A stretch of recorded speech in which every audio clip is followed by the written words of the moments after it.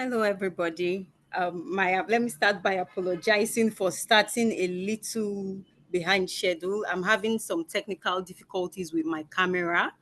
I may not be able to put that on, but I hope everybody can see my screen. Yes, yes, we can. Thank you very much. Thank you.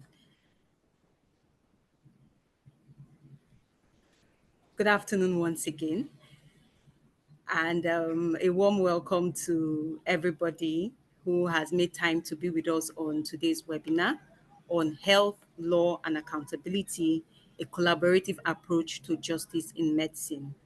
My name is Farida Abdullahi, and I'm delighted to serve as your moderator for this important conversation. Before we start, let me just appreciate our one of our speakers is here with us today. Our other speaker is going to be joining a little bit late, but he's going to be joining us all the same. Now, this webinar is organized by the Medical Law Hub, and the Medical Law Hub is a knowledge platform at the intersection of health, law, and ethics. So, through webinars, training, and advocacy, the Hub connects healthcare professionals, legal experts, policymakers, scholars, people who are just interested in healthcare and law in general to foster collaboration, deepen understanding of medical legal issues.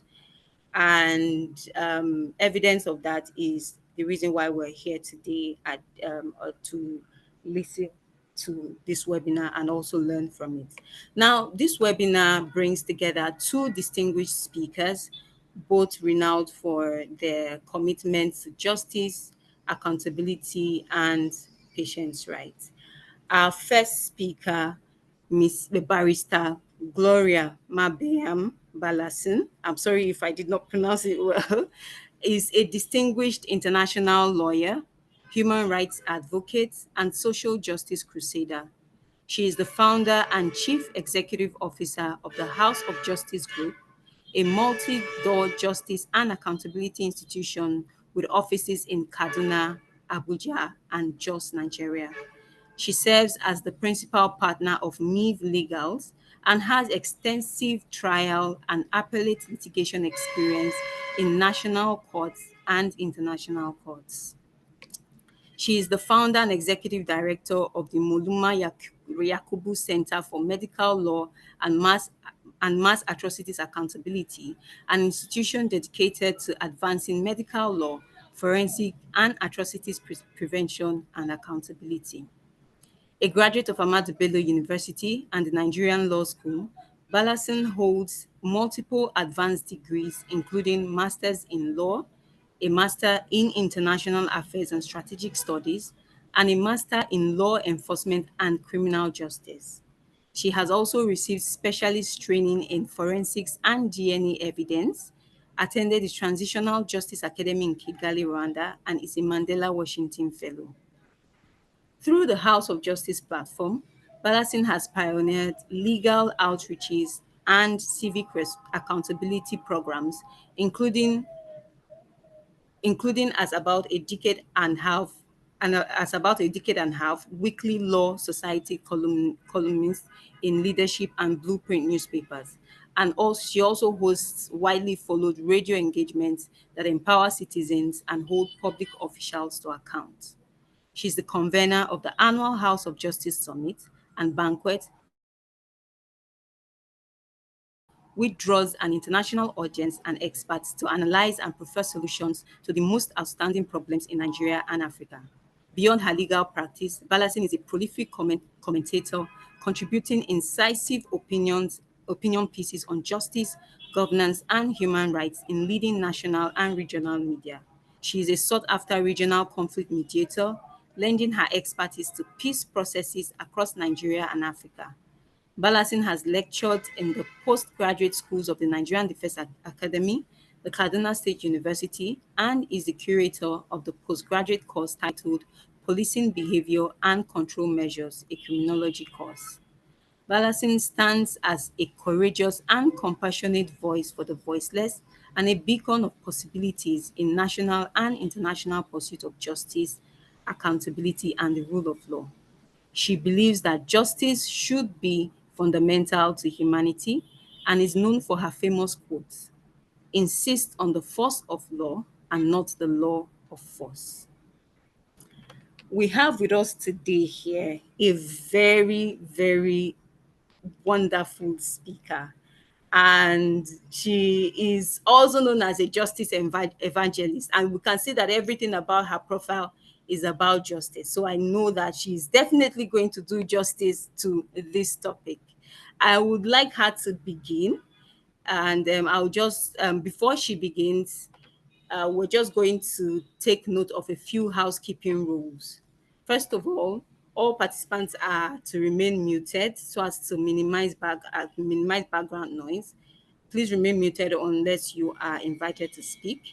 Also, please use the chat to post your questions and comments, and selected questions will be addressed during the Q&A session.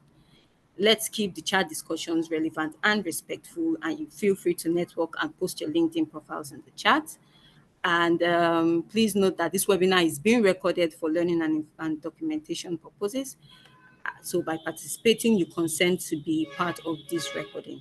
So once again, welcome to the webinar.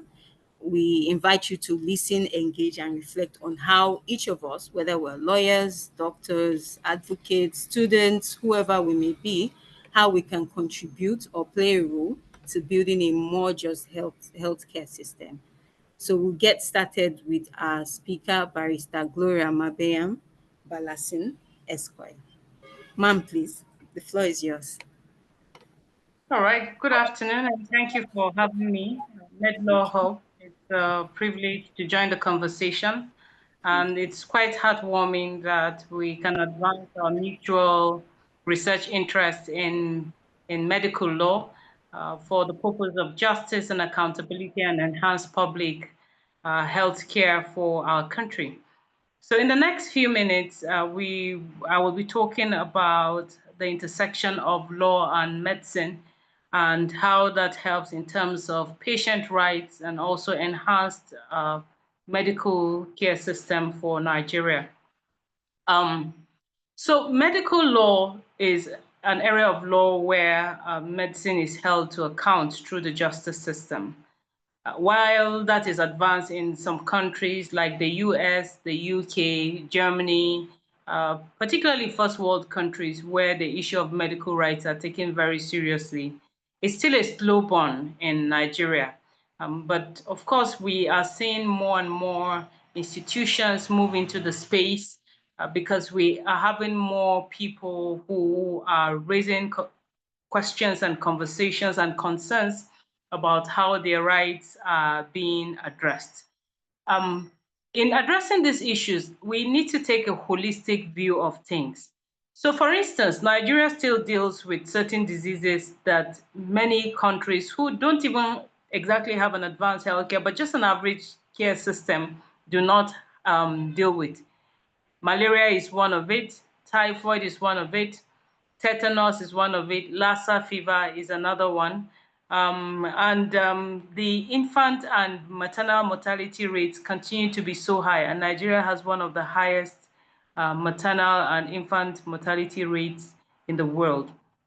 Most children who are under the age of 5, you have quite a number of them who do not make it to their 5th birthday, and that speaks directly to the healthcare system. Then we also have budgets for health. In Nigeria, the annual budget for 2025 is 5.18%. Now, that falls below the World Health Organization requirement of 15%, and in some jurisdictions, they advocate for 20%. But it goes on a case-by-case basis. Regardless of how low that percentage is, we have also another enduring challenge, which is a challenge of corruption. That these monies which are voted, you hardly find that they arrive to their institutions. So in terms of medical negligence, we'll be looking at three aspects of it. Number one is medical negligence by practitioners in the medical space. Number two is institutional medical negligence. And the third, which is one of the issues that the Mulumai Yakubu Center for Medical Law and Master Trustees Accountability is really pushing for, is the issue of government's structured medical negligence. I take the first one. And I say that just by giving an example of a life case we dealt with. Sometime in 2015, my friend who was my classmate from the primary school, secondary school, and the law school, Eunice Kushayan Ilya Esquire, felt a lump in her breast. And so she went to the Ahmadu Bello University Teaching Hospital, where some young doctors who did the examination and the process and all decided that, reached a verdict that the lump was cancerous. Another professor of medicine came and did a review, and he said a young person like her couldn't have had a lump, and he gave her a clean bill of health. So she went on about her business and worked in Abuja, and then she began to come down ill she was just feeling unwell. Eventually, it was found that indeed the growth that was found in her breast was cancerous. At this point, she had the option of going to India for surgery. And she went to India and they started the treatment and all. And she was well attended to by the oncologist. She returned back to Nigeria to continue the treatment. On her return to Nigeria, she met a man who claimed that he was a specialist. He was an oncologist with the World Health Organization. And so he decided to start giving her, administering chemotherapy to her. Now, her mother would say to me at that time that, oh, the chemotherapy that Eunice Esquire was going through was much easier than what she was having in India. What we didn't know at the time was that this person who claimed he was a specialist, an oncologist with the World Health Organization, wasn't even a medical doctor at all. And so her case deteriorated up until the point in which she died. Now, the point where I came in was when her fiance at that stage, which was the last few days of her life, said to me, "Look, this is what is happening," and then he gave me the details. By this time, her system was shutting down. She had gone blind. Her system failed. I left her in the hospital, I think about 3 hours prior to when she died eventually. So with that death, the question then became, who do we hold accountable with the chain of causation? Do we hold the professor accountable? Do we hold the fake oncologist accountable? Who do we hold? And indeed, all of these people have shared liability. But we had the dilemma of seeking for an expert witness. And what that meant is that if we were going to get the cooperation of an expert witness, we had to weigh who we wanted to proceed against. And our decision was to go after the oncologist, the fake oncologist. Eventually, we were able to take that matter up. Unfortunately, of course, she died. And so we took up the matter from the police station to the magistrate court to the high court, where he was sentenced to prison term. And we used the radio platform to continue to push for people to not, attend to him. Unfortunately, at that time, he was also even administering chemo to one other young boy who had no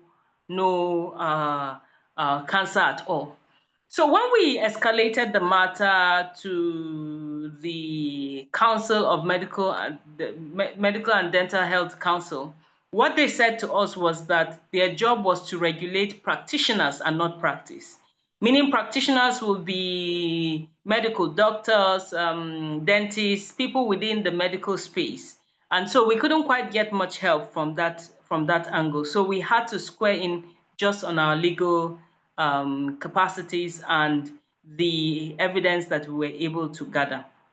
But I say that to make the point that I think that even for the Medical and Dental Health Council, there needs to be a review of their act so that what they are attending to is not just medical practitioners, but medical practice as a whole.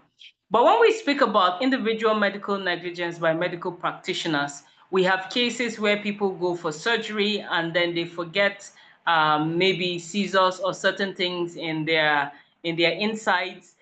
We sometimes have doctors who present healthcare that is less than what is required for the situation.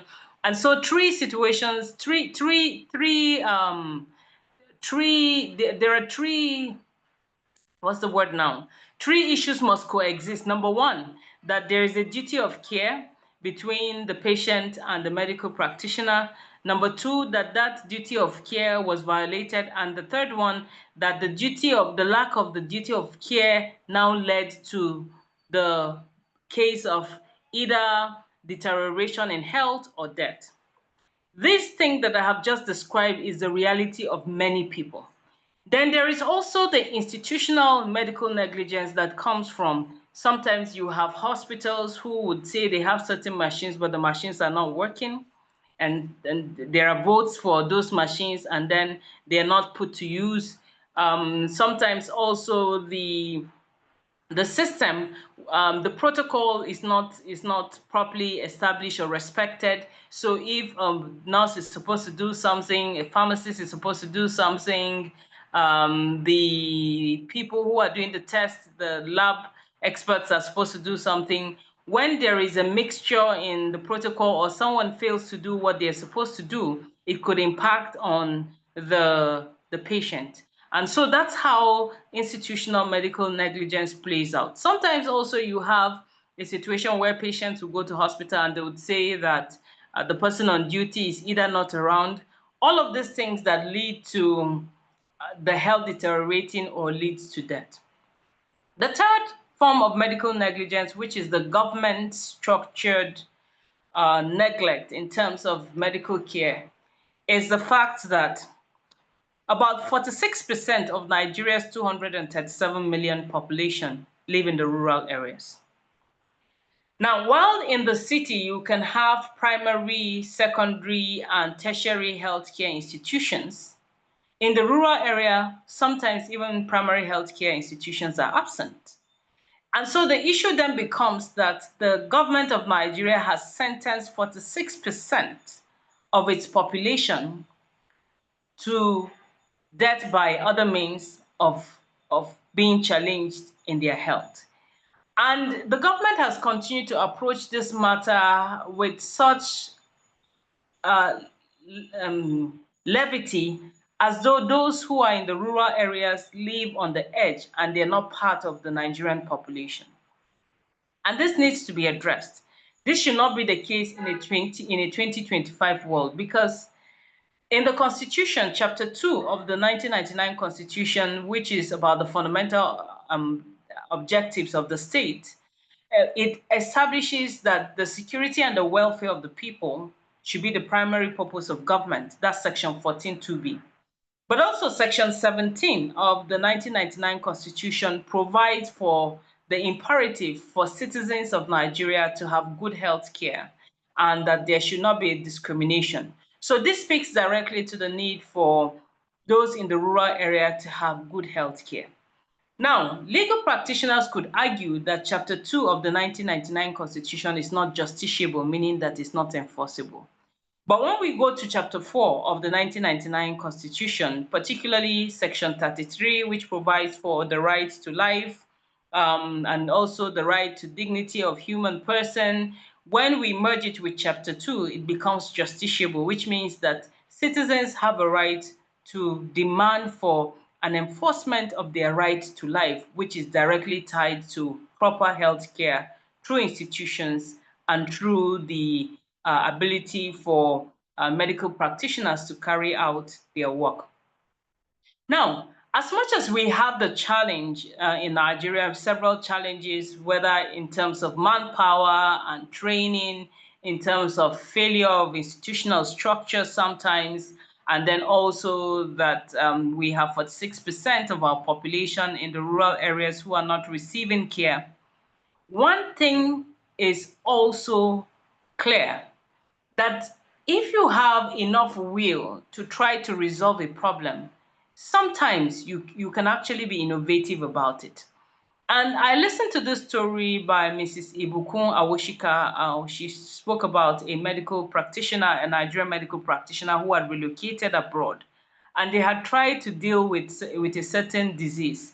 And everything they had didn't work, even though they had the enhanced healthcare and the gadgets were all working and the machines were all working. So he decided let him use an unorthodox system, what they were using in Nigeria, because they didn't have all of these things. And it worked. And that was what highlighted him as a champion. I make that point to make it clear that there is the need for medical practitioners to show care. One of the articles that was written earlier on is an article titled Our Lives in Their Own Hands. Medical practitioners need to understand quite clearly that when people go to see medical practitioners, they don't do that out of leisure. Typically, it is they have come to the end of themselves and they don't know what else to do. It's a matter of life and death, and there is a need for attention to be paid to the health of the patients, no matter what the challenges are. Then under the African Charter on Human and People's Rights also, the right is established, the right to health, particularly from Article 1 of the African Charter on Human and People's Rights. Now, with all of these challenges that we have, we will need to speak the solutions that we should be looking at. We submit that there is a need for strengthened regulatory framework that improve patient safety and rights. The legal framework needs to be strengthened. I think the Nigerian Law Reform Commission needs to look at the laws that govern the right to public health, to good health in Nigeria, and also the Medical and Dental Council of Nigeria need to also look at how they can come in. And I spoke earlier on about the need for the MDCN to not just regulate medical practitioners, but medical practice as well. Then we need to have enhanced healthcare and infrastructure. We have professionals, we have medical experts in Nigeria, but sometimes the challenge is with the inability to have the right infrastructure to attend to patients. Then there is a need for provision of adequate training for healthcare professionals. In the rural areas, for instance, where there is just a primary healthcare, where those primary healthcare exist, you find them taking on very serious matters. And so you find that the death rates continue to escalate. But even in the city, one of the challenges that we have is the fact that um, not much attention is paid to certain issues. The Molma Center for Medical Law and Mass Atrocities Accountability at the moment is working on the sickle cell bill that is sponsored by Senator Marshall Katung, Sunday Marshall Katung at the National Assembly. It has passed its second reading, and it's due for public hearing in the early week of November before it is passed to law. And we have been going around to stakeholders to even ask the question, can people invest in this matter? Because Nigeria is still one of those few countries that has a high rate of people who continue to die from sickle cell anemia. There are advocates who state that there should be sanction for those who are carriers of the sickle cell and who go ahead to marry because they put children in harm's way and they reduce their level of care. But if that were even to be implemented, what do you say about the villages where the facilities to even check genotype does not exist. So there needs to be all of this engagement with the system to ensure that uh, certain issues like this are addressed. Then we recommend the establishment of medical legal servicom units in health institutions so that there are ready places where patients who are not being treated properly can just go straight to the hospital units and meet medical law experts who will find solutions, immediate solutions to their problems. So if there is need for mediation, mediation is carried out. If there is need for litigation, if there is need for directives to be given, that is done immediately. And we feel that the establishment of the medical legal servicom unit in health institutions will cater to patients who receive undervalued care. Then the budget implementation monitoring needs to be done by civil society and medical law activists. I think that more people should hold the government accountable to the monies that have been released or that are approved, budgets approved for medical law to ensure that the money arrives its destination. Then we recommend that there should be public interest litigation for the enforcement of the right to health and life of those in the rural areas. You cannot have 46% of population of 237 million people just left unattended to. And if we don't have this kind of ongoing advocacy and even public interest litigation, the government will continue to treat the rural area as though it doesn't exist and as an appendage of the Nigerian state. But more importantly, there is also the need for the government to invest in ensuring that medical practitioners do not leave the country. At the moment, we have more and more medical experts leaving the country because they feel that their welfare is not catered for. But particularly in trouble spots, areas like the Northeast Nigeria, the North Central, more and more medical experts are leaving the country because of concern around security. Only about 2 weeks ago, there was a nurse in Zaria in Kaduna State who was killed. And there are several doctors also who have been killed just trying to go about the duty of saving lives. So this needs to be addressed. Over and above all, we need to look at what other countries are doing right. Countries like Germany, like the US, like the UK, and Sweden, where many of uh, the elites go to seek medical care. And these countries, what they have done is to establish a firm nexus between medical science and law for improved healthcare, public health, and scientific research. And if Nigeria is able to firmly entrench that nexus, to not see medicine and law as strange bedfellows, but as complementary to ensure public health, then we're going to find that the healthcare system will be improved and people will live better lives and it will be a win-win for everyone. So I'd like to salute MedLaw Hub for the great work that you're doing. There's so much prospect with this public awareness and public education that is going on.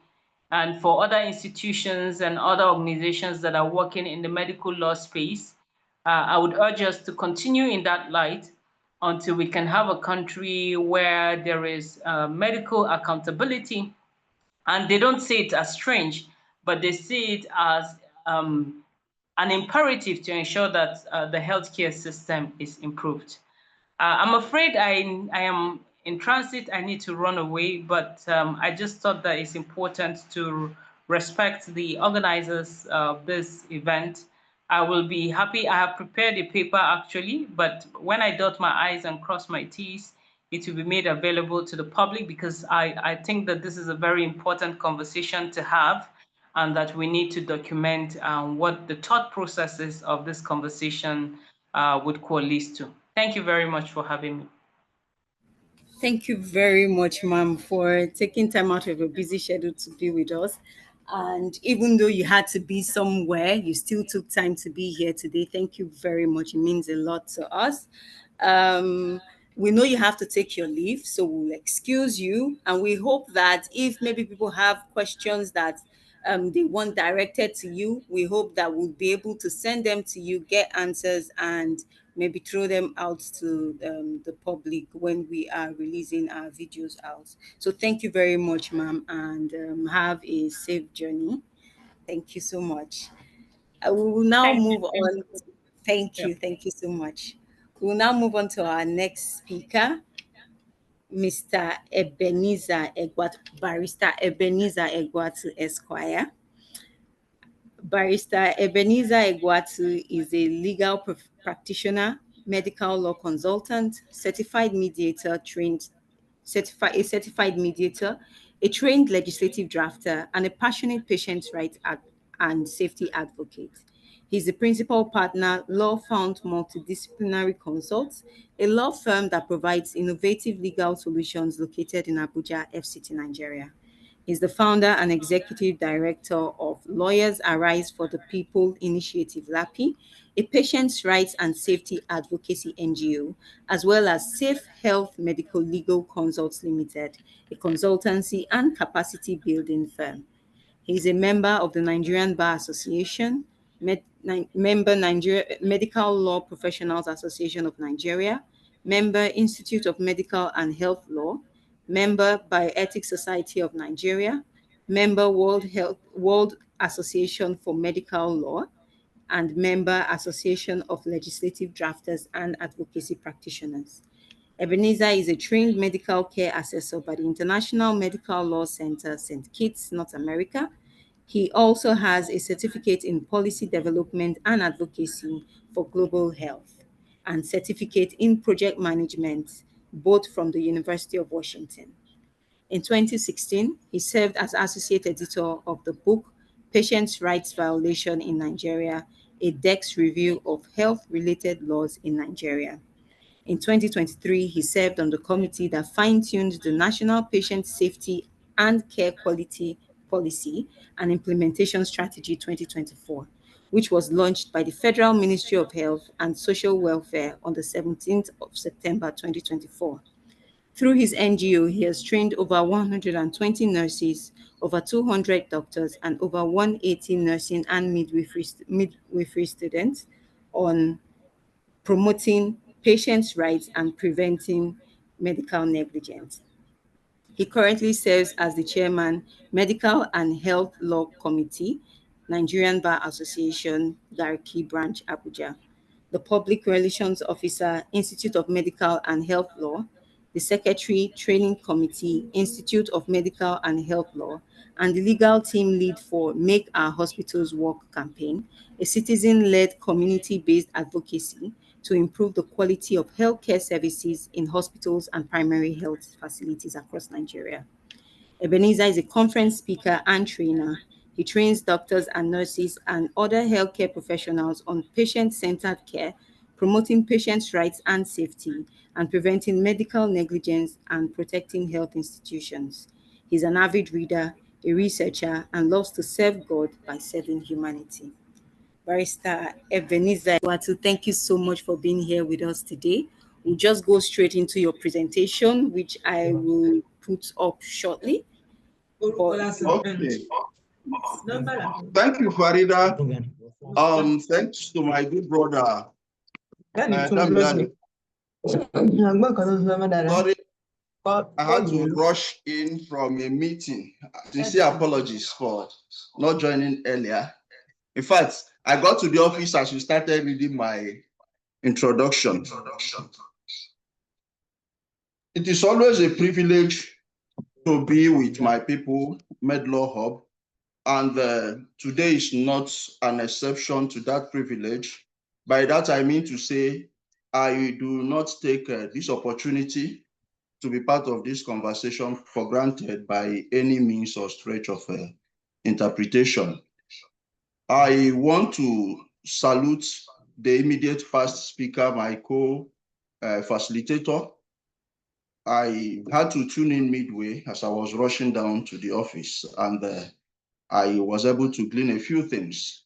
So without wasting much of our time, we already know the topic of discussion, we will just head straight into it and see another perspective from which we could view it. And that is what I'm about to do now. I don't know, Farida, Yes, have I'm you been putting it able up. Yeah, I'm putting it to? up. So if you can just Okay. give me a couple of minutes. Yes, so I'll Okay, get everything. so while we wait for that, let's look at the content. We'll be looking at the interdependence of health and law, legal and ethical frameworks, duty and standard of care, informed consent, and patient's autonomy accountability in healthcare system. We look at a few case studies and judicial perspectives. Then human rights and patients' rights angle to it. Then we look at a collective approach in medicine so that we can be able to achieve justice. We will also look at challenges and finally recommendations.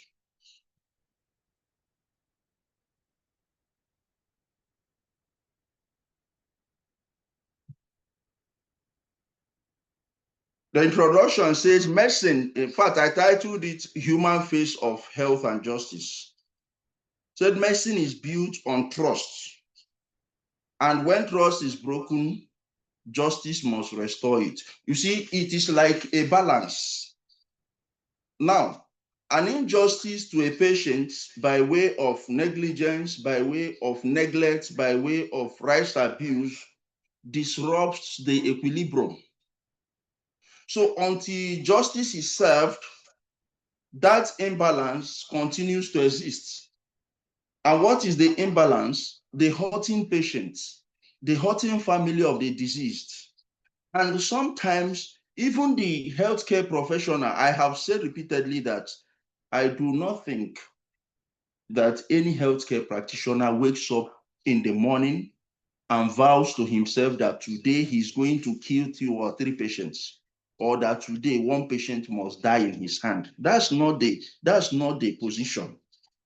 So sometimes this thing come by way of accidents. I am not discounting the few criminal elements which are clear cases of medical malpractice, things like organ harvesting and adopting unconventional procedures that are not known to medical practice. No, I'm talking about those who are genuinely practicing medicine to serve humanity and save lives. So I went further to say that medical error carries a human story of pain and loss. So accountability in itself is not punishment. It is a measure to protect the system, protect the patients, and protect the jobs of the healthcare professionals as well as the healthcare professionals themselves. So law and medicine share one mission, and that mission is to preserve life and dignity. So while healthcare on one hand saves life, law on the other hand ensures dignity and provides guidelines and measures or the bounds within which the healthcare professionals must practice their profession.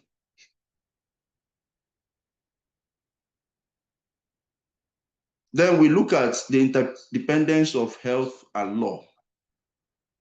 I just said now, health and law seek to achieve the same purpose. They are not separate. Yes, speaking in terms of definition and all that, we can see the difference between law and medicine. Of course, we know that. But in the context of our discussion this evening, health and law, they are partners in justice. While law provides structure, medicine delivers care. So every clinical act has ethical and legal implications. We will look at them with time. So accountability ensures equity, safety, and trust. And by the way, what is accountability? Accountability is simply making people to understand that their decisions, particularly healthcare professionals in the context we are discussing accountability, to let them understand that their decisions and actions have consequences. So where there is a breach, there is a consequence.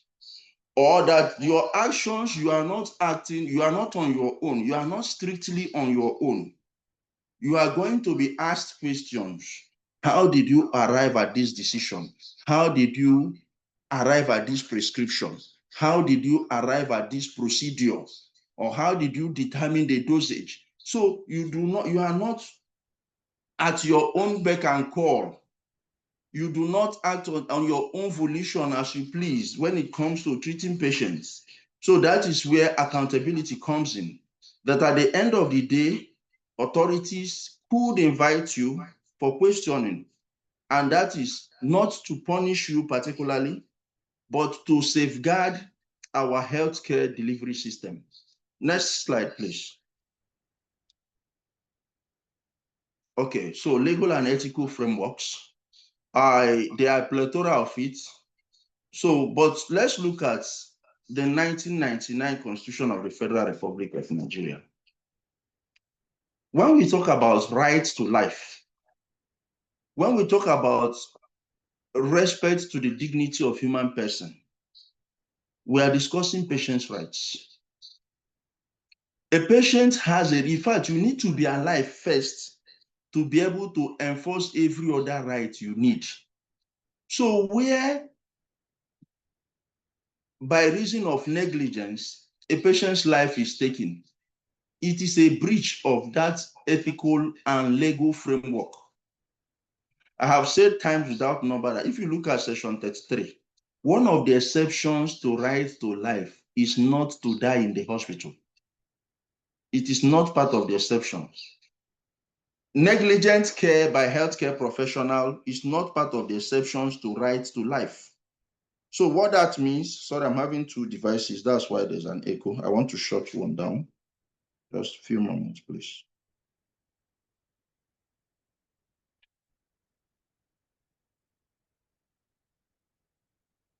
Okay. So where you have a patient lose his life by reason of obvious negligent care, it is a breach. So the Constitution by section 33 protects a patient's right to life. There have been plethora of judicial authorities. The case of Obani against the director of DSS is there. Other face case is there, where the courts have upheld denial of healthcare treatment as a threat to life. In fact, as a breach of the right to life. Then we look at the principal act as far as healthcare delivery is concerned, the National Health Act. Before we go there, section 34, also respect to the dignity of human person is there. So everything that has to do with torture, verbal abuse by healthcare professionals, particularly maternity patients who sometimes are subjected to all manner of disparaging remarks by healthcare professionals, it can come under this. You are not treating them with dignified care. By the time we look at the rights of patients, we also see that one of their rights is rights to quality and dignified care. So that's that. We look at the National Health Act. Section 20 talks about not refusal of emergency treatment to patients. And we say, what is emergency? We've given an example in times past. We looked at things like accidents. You look at a woman in labor, you look at dog bite or snake bite, you look at cardiac arrest. These are examples. And we are also aware of cases where these rights have been breached and how it turned out. The woman whose husband was denied treatment because the pregnant woman that was denied treatment because her husband could not deposit 500,000 naira is one of such cases. So there have been a lot. Nigeria has not gotten to full implementation of these laws. Then we have a right to information, section 23 of the National Health Act. We are looking at legal framework and health and ethical framework. So section 23 talking about rights to information.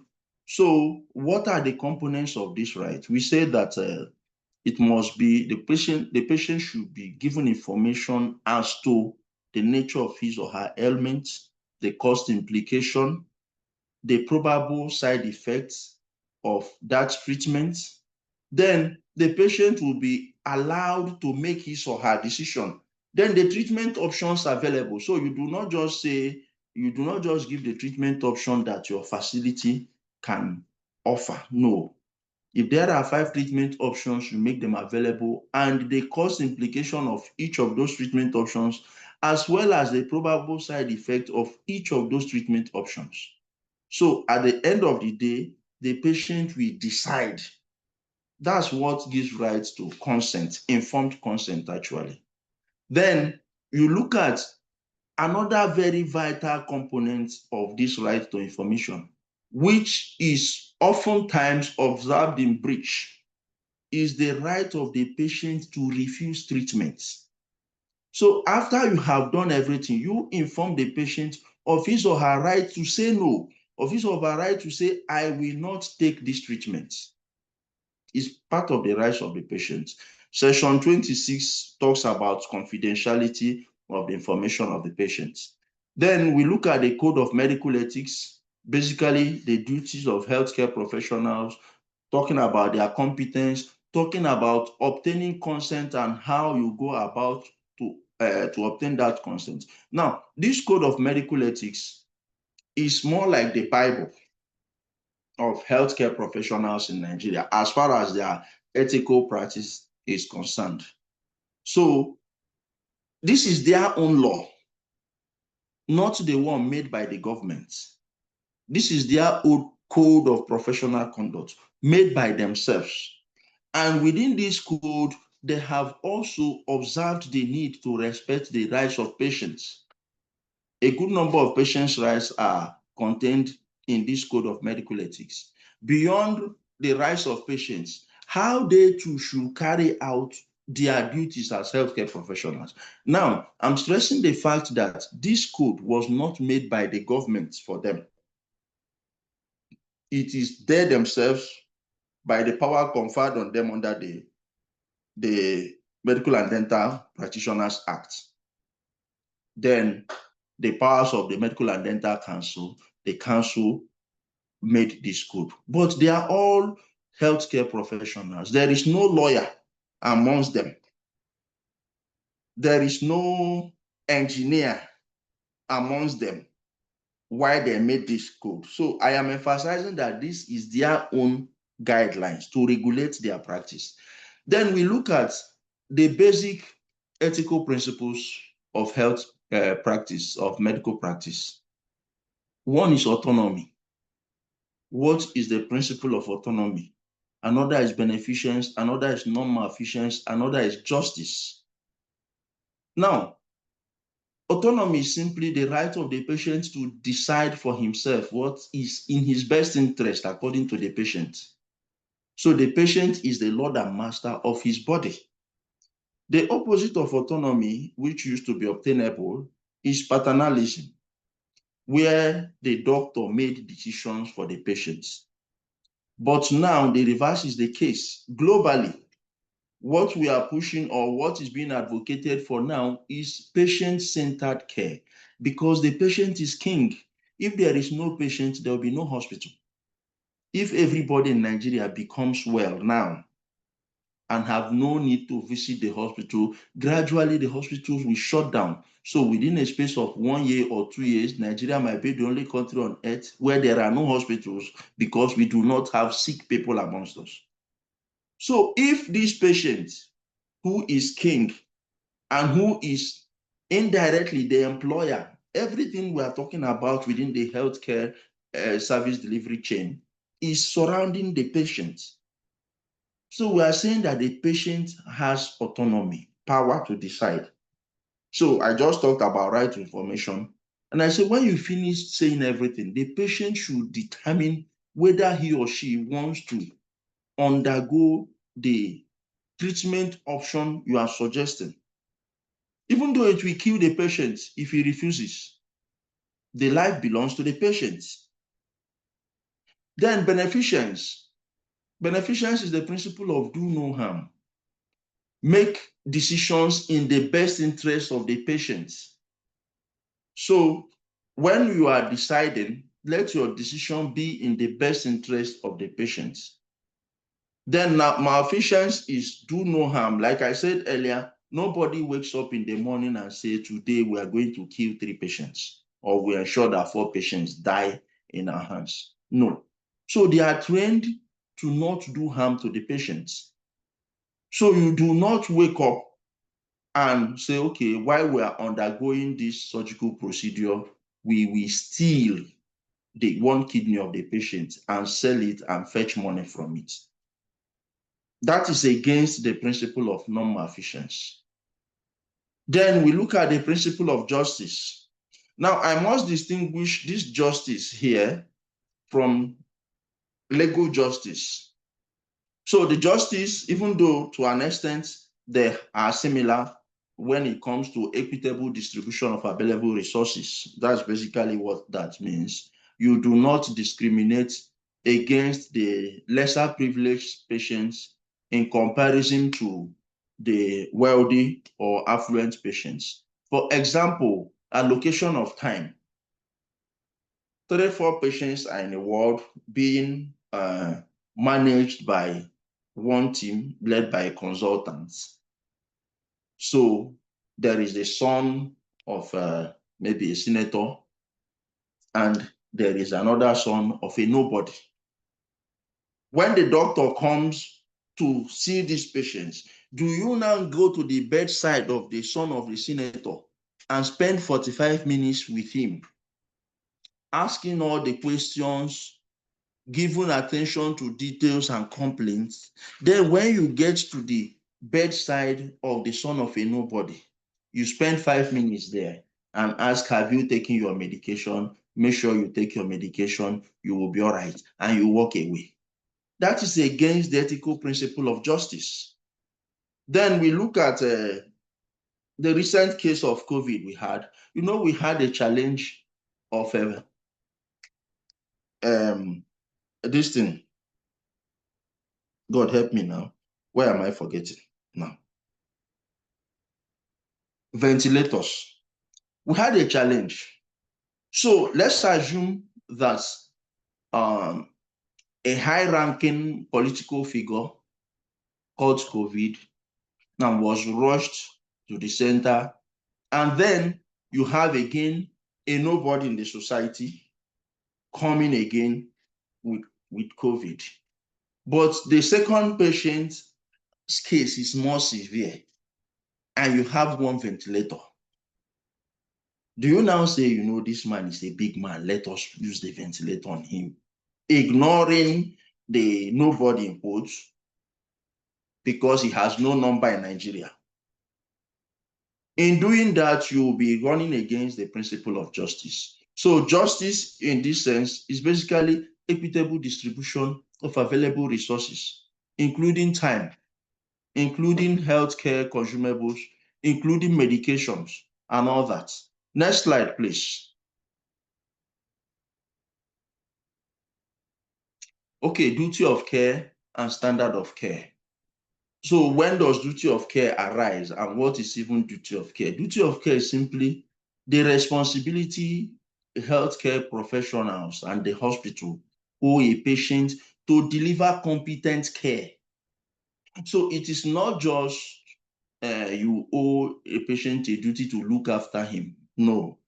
Duty of care is actually an undertaking by the hospital to deliver competent care.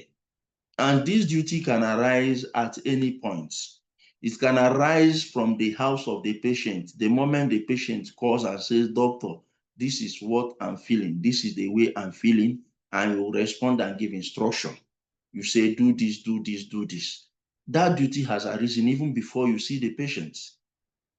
It can also arise the moment the patient walks through the hospital door. And you know, the funniest thing is that we think duty of care within the hospital environment is restricted to the healthcare professionals. No. Once the patient is within your environment or your facility, every staff of that facility owes the patient a duty of care, from the gate man to the least person, to the porter, to the cleaner. For example, if the patient is passing and the cleaner is cleaning, mopping the floor, and did not put a sign to show that the floor is wet, and the patient slips and falls, you might say, well, it's not a doctor now that did it. Yes, it's not a doctor, but the patient's duty of care have been breached. So I don't want to stretch into that. So let's come back to healthcare professionals. Standard of care. What is standard of care? What a reasonable professional would do. I have talked about competent care. Now, the standard of care required from, let's say, a consultant is not the same standard of care that is required of a house officer or a resident doctor. It is not. The standard of care required of a consultant is above that of a resident doctor. Now, but where a resident doctor takes up a specialist case, or takes up a case in a specialized area of practice, he must deliver the standard of care required of that specialty. For example, the resident doctor who just got out of medical school and is 2 years old in practice and now puts himself out as a plastic surgeon specialist or a plastic surgery specialist. If anybody comes to him for that service based on the way he had put himself out, he will not be adjudged by saying, oh, he's just 2 years old in the profession. No, he has said he's a specialist. So he will be held accountable to the minutest detail of that area of specialization. Then we look at issue of negligence. What is negligence? We have talked about duty of care. Breach of duty now comes in damages and causation. So negligence basically is the failure or omission by healthcare professionals to do or not to do what a competent professional of his expertise would have done in the same circumstance. I'm trying not to sound technical here because I know there are persons who are neither lawyers nor doctors on this platform. So it is just the refusal or the failure to use reasonable skill and care of a competent healthcare professional of your standing in attending to your patients. So if you omit to do an act which you ought to do, and it results to damage, you have been negligent. If you do an act which you ought not to have done, and it results to damage, you have been negligent. So we've talked about duty of care. If you want to establish negligence, you must go through these four. These are the ingredients. One, you establish that there is a duty of care between you and the hospital. Two, you establish that the doctor or the hospital have breached that duty of care. Three, you establish that by reason of their breach of duty of care, you suffer damage. Then four, which oftentimes is neglected, is causation. You must find a nexus between the breach of duty, and the harm you suffered. So you suffered this harm because this doctor breached his duty. So once that is done, you are good to go. The court will grant in your favor. And we look at the case of Bolam. In this case, the court was of the opinion that if a doctor has done something where what his professional colleagues deem as right, he is not negligent. Meaning that it is only the professional colleagues of a doctor healthcare professional. So I am not a medical doctor. By Bolam's case, I do not have the capacity to question a doctor to say, no, this thing you did is wrong, or you shouldn't have done it this way. So once his professional colleagues have adjudged him to be right, then outsiders have no power to condemn that act, because they are saying, yes, even if you go to India, this is the procedure. If you go to America, what he did is what we do. If you go to Israel, what he did is how we do it. If you go to Saudi Arabia, that's how their doctors will also attend to you. So at that point, that patient will not be, that healthcare professional will not have been adjudged to be negligent. We will still come back to these other cases in the course of the discussion. Let's make progress. The next slide, please. Okay, consent and patient's autonomy. We've talked about autonomy before, and we say that the patient is the Lord and Master of his body. Then we look at consent, just respect to the dignity, or rather, consent respect to the dignity and autonomy of the patient. When a patient says, I do not want surgery, you respect it. When a patient says, I do not want my hand to be amputated, you respect it. There is an interesting Nigerian case where a patient went to the hospital and he was given a consent form to fill, and the patient wrote on top of that form, I do not want surgery. Please, I don't want surgery. He wrote it on top of the consent form they gave him, and he signed. It's a funny case, an interesting decision. We await what the Supreme Court will pronounce on that case. It has gone through the Court of First Instance and Court of Appeal, and currently before the Supreme Court. But the interesting thing is that the Court of First Instance held that the hospital was not liable because the man signed the consent form, even though the man has said, written on top of it, I do not want surgery. The Court of Appeal upheld the decision of the Court of First Instance. So we await what the Supreme Court will pronounce. Now, consent must be voluntary. Before we talk about consent, then the patient's right to information must have been fully respected, given the 5 things I mentioned: the nature of the ailment, the cost implication, the treatment options available, the likely side effect of each treatment option, and the patient's right to say no.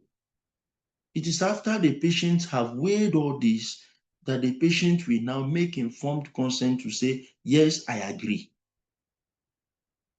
You respect that. No, I do not want. You also respect that.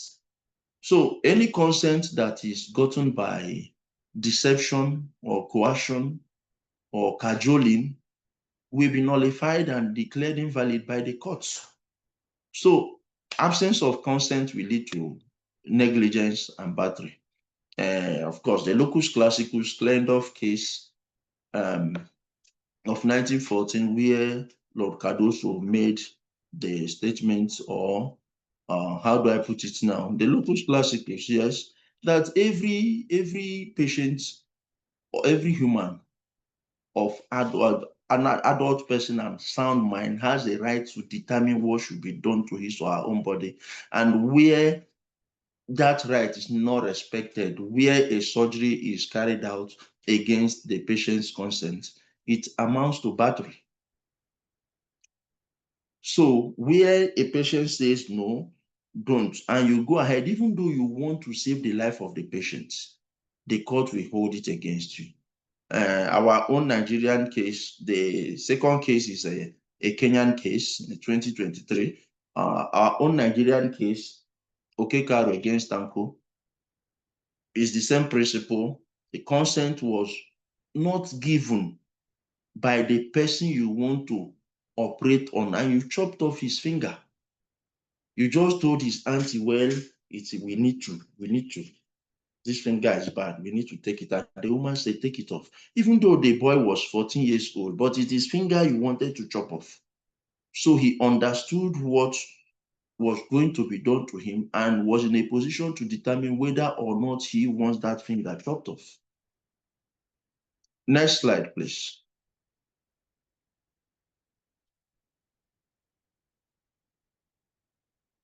Accountability in healthcare. That's what we are discussing. What are the levels of accountability? Individual, institutional, systemic. Okay, the individual accountability. How do clinicians, how do the doctors, how do the nurses hold themselves accountable? How do they hold themselves accountable? One, by sticking to the SOPs. Hospitals ordinarily should have standard operation manuals. Just have it. Even if you have done it 20 times, keep it there. Have a checklist. If you want to do this is step 1, this is step 2, this is step 3, this is step 4. Have that checklist. So that way, you repeat it over and over again. And by doing that, you are holding yourself accountable to ensure that you follow the due process. Then where there is error, the person should be open enough to say, gentlemen, I have made a mistake. But this rarely happens. And you know why it happens? We look at it under recommendation. But let me just say it. Why it happens here is because of our redress mechanism, particularly institutional redress, which is more punitive than restorative. So because it is punitive, the individual knows if my case gets to so and so place, my career is gone. There is so much shame, there is so much embarrassment attached to that. So we do not give room to learn. So that is why when a doctor makes a mistake, he does all within his capacity to cover that mistake. And that robs him as a person the opportunity to learn, robs the institution opportunity to learn, and robs even the regulatory bodies opportunity to learn, so that that particular mistake is not repeated. Then we look at institutional accountability. One of the ways they should be accountable is routine training and retraining of their staff, doctors, nurses, everybody, routine training and capacity building. Then also ensure compliance. It's not enough to put up rules and regulation. Do you have compliance departments? Do you have enforcement departments that their own rule is to monitor and ensure compliance? Because we have said, let there be, follow the SOPs. Now, if the SOPs are pasted by the hospital and the clinicians are not following them, how does the institution ensure compliance? So that's institutional accountability. Then we look at systemic regulatory accountability. Government. Okay, accountability is not just you overseeing, but you also doing what you are supposed to do. From the government angle, from the regulatory bodies angle, are you doing what you're supposed to do? From the government angle, are you supplying the equipment? From the government angle, are you providing the right funding? From the government angle, what about infrastructure? So where there is debt or inadequate infrastructure, how do you want the healthcare professionals to perform at their optimum? Example, power. There have been cases where a patient goes to hospital for dialysis. The hospital says there is no power, one, and we do not have diesel. So our dialysis machine cannot work. because we are talking about systemic accountability now, the government and regulatory bodies. While we hold the healthcare professionals accountable strictly, the government, who holds the government accountable? At least the government should also hold itself accountable by doing what it is supposed to do, when it is supposed to do it, and how it is supposed to be done. Then, lack of accountability can lead to vicarious liability. In Kashidi's case, the hospital was held vicariously liable for the negligence of their staff. In Dixon's case against the University College Ibadan, it's a funny case, but the hospital was also held liable. A woman had given birth and developed psychosis. And the doctor, after examining the woman, gave instruction to nurses to put an eye on that woman. But the nurses were negligent, and the woman jumped through the window, four-story building, and landed on the floor and died. And in their defense, the hospital said, well, this person are not their staff. Yes, they are working for them. The hospital said they are on their own. And the court said, no, you made them part of your management. They are part of your team. They are not contract staff. They are your employees. And they were held, the hospital was held liable vicariously. Now, what is the aim of accountability? Primarily, it should be to learn and not to blame. And unfortunately, the converse is what we practice here. Because we emphasize more on blame, because we emphasize more on punishment, we miss the lesson parts. We miss the learning parts. So what we do is we look at the facts, what has happened. Okay, you are wrong. This is your punishment. After dishing out punishment, nobody comes back to look at how to correct this mistake and ensure it does not happen. And also trickle that training down to say, okay, Dr. A made this mistake. These were our findings. So going forward, in order for this mistake not to be repeated, going forward, this is the new protocol. This is what we'll be doing. But because we emphasize punishment over learning or blame over learning, we have punished and punished and punished, and we are still punishing people for the same problem because we are not learning and we are not correcting. Next slide, please.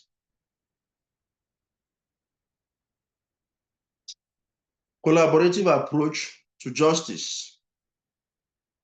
I said that law plus medicine plus accountability equal to safe care.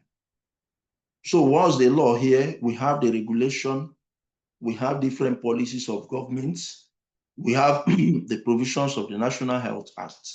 If healthcare professionals can abide by these rules,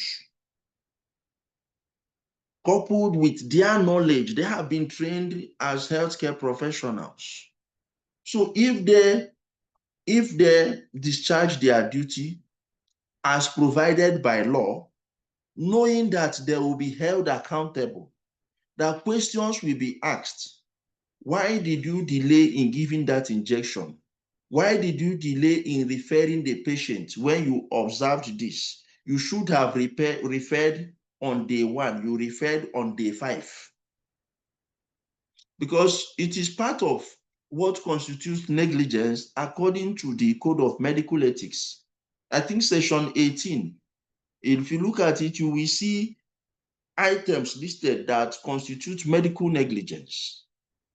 And one of it is refusal to refer patient on time. Another is refusal to see the patient as often as his case requires. So if his case requires that you see him 4 or 5 times a day, you do that. So 2, what is the next collaborative approach? Encourage open disclosure, share learning, and prevent. Open disclosure can only be possible where you remove the element of fear. Now, I am not advocating that defaulting healthcare professionals should not be punished. Far from it. I am saying remove that element, that approach of we will destroy you, that approach of this is the end of your career. Treat it as a mistake. Of course, I'm not talking about medical malpractice here. I'm not talking about committing crime here. No. Treat it as a learning opportunity. Then give the erring professional opportunity to come back into the profession better, not bitter. If a healthcare professional is dragged to the Medical and Dental Council and he's given suspension for 6 months, or he's cautioned, even if you caution him and you say, be warned, because that's part of the sanctions they can hand down, they can warn you, they can suspend you for a period not exceeding 6 months, or your name can be struck off the register and you will no longer practice medicine as a medical doctor. That's the highest of the punishments. But even if you are cautioned, for me, that is not enough. I feel that when you are cautioned, you should be sent to go and do a course. That's where the learning comes in. Go and do a course on that area where you failed, where you made that mistake, so that when you are coming back, you see even your mistake as a learning opportunity. You will never make that mistake again. But where you are cautioned and you go about, if your care is not taking, your ego might set in, you begin to nurse animosity against the panel that cautioned you, or against individual members of the panel, or against your colleague who reported the incident, or even against your own facility that employed you. Same goes to somebody who is suspended. If you suspend, let the person not just sit at home for 6 months. He's not doing the work. So his brain, as far as I'm concerned, is redundant within that 6 months period. But if you send him on a course to go and improve himself on the reason, the area he made a mistake and was suspended, by the time he's coming back, he will not come back bitter. He will come back better. He will even be the one to now tell his colleagues, no, no, no, no, no, don't do it this way. Don't. That's what I did the last time and we had problems. So you have removed that element of fear. That is when we will encourage open disclosure, where you will now see healthcare professionals going to report themselves to the management, knowing that it is not the end of their career, but rather it is going to strengthen the system. Then we also look at patients' advocates. They should strengthen accountability. Where issues happen, patients' advocates should also speak up. They should also hold the hospital accountable, because these patients do not know their rights. They are still operating. The patients, what's running in their head is paternalism. The doctor makes decisions for me. The doctor is acting in my best interest. So they don't know that they have a right to decide what should happen to their body. So when things go wrong, they don't even know, one, that things have gone wrong, or how to seek redress, or where to go to lay complaints. So patients' rights advocates should also speak up to strengthen accountability. And I said that collaboration turns blame into learning and fear into trust. So once the erring healthcare professional develops trust in the system, in the panel of inquiry, even if he gets to the Medical and Dental Council, once he has trust that these people are not witch hunting me, that these people are not out to kill my career, you will see that patient erring healthcare professional will begin to volunteer information. They will still go for that punishment. They will still be punished, but the approach and their attitude towards the punishment will now be different because there's a cushioning effect. We are talking about restorative justice now, not just punitive. Next slide. Challenges and emerging issues, resource gaps. It will interest you to know that the minimum by the Abuja Accord of 2001, the minimum budget for healthcare for any African country should be 15% of the national budgets. In Nigeria, we are still far, we have the highest we have done is 5%. The highest we have done is 5%. So apart from, okay, last year, I tracked 3 states. Abia did 15. Then another state, 2 states up north, did, I think Jigawa and one other state did 15 last year. Every other state in Nigeria did less than that. So at the state level, last year and this year, Abia State got 15%. So they met that. But at the national level, we are still dragging between 4 and 5%. Haba. So you see that there is a yawning resource gap. If we are talking accountability, I talked about regulatory and the governments. So the government should also be accountable by filling the resource gap. One, we have brain drain. What is our doctor-patient ratio? The WHO doctor-patient ratio is 1 doctor to 600 patients. Ours is almost 1 doctor to 10,000 patients. I have a friend who told me she sees patients up to 100 patients in a day. And I said, how do you say there was a day she need to run away to go and eat? She need to run away to go and eat. So beyond finance, manpower, resource gap, human resource gap is there. Our doctors are moving in droves. Our nurses are moving in droves to the first world country. So you see that here, okay, how many of you have read that resident doctors are about to go on strike any moment? There is a pending strike or imminent strike by resident doctors. And that's what I'm talking about. So let's assume that that strike lasts for 1 week. They were on strike in September, warning strike. Now, let's assume the strike lasts for 1 week or 2 weeks or 3 weeks or 1 month. What happens to those patients? So the government, in holding itself accountable, should do everything to ensure that this one imminent strike does not hold, because patients will suffer. Then we have weak regulation. Yes, there are laws there, but what about implementation? Yes, there might be 1 or 2 committees set up. Do they have the requisite enablements? By that, I mean logistics to go about and actually do their work the way it ought to be done. So these are challenges.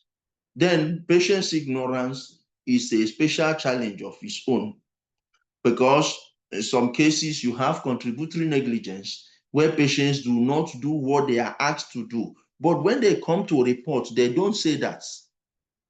They don't report what they did. They just paint the doctor or healthcare professional black. So patients' ignorance as to their rights, as to their responsibility, because we have always emphasized patients' rights, patients' rights, patients' rights. One of their responsibilities is to take your medication as prescribed by your doctor. But you have cases where the person takes the medication 1 month, 2 months, and says he's tired of taking this medication. When problem sets in, the person will now find a way to tell the story to blame the doctor, exonerating his own parts. So it is also a challenge. Then we look at staff burnout and systemic overload. The few staffs that are still available are stretched. I posted on Facebook sometime last month. On the 9th of September, I pleaded with a pediatrician. As she told me, we sat over a dinner and she says, Ebenezer, she's quitting. I thought maybe she wants to travel abroad. She said no, that she is quitting, she wants to go into business. I said, please don't do, for the sake of the children, I am begging you on their behalf, stay put. I said, okay, you can still be working, set up your business, put somebody there to manage. So staff burnout is there because one person or 3 people or 10 people are doing the job of 30 people. So staff burnout is part of what leads to negligence. We have had cases of a doctor being on call for 72 hours. We have had cases of doctors slumping and dying within the hospital environment. There was one bad one, the guy even applied for leave or what to take care of himself, and he was denied, and he continued working until he collapsed. So staff burnout, systemic overload is a challenge when we are talking accountability. Then, of course, newer challenges, AI and telemedicine there. Now, telemedicine is, I will call it virtual medicine, medicine via technology. You are in point A, the patient, the recipient is in point B. Now, section 22 of the Code of Medical Ethics provides for telemedicine, but as it stands today, that code was passed in 2008. We are in 2025. The telemedicine of 2008 is certainly not the telemedicine of 2025. So you see that there is also legislative gap to capture today's reality, technological reality and advancements, and with what AI is doing. So the challenge of telemedicine is qualification of practitioners. One.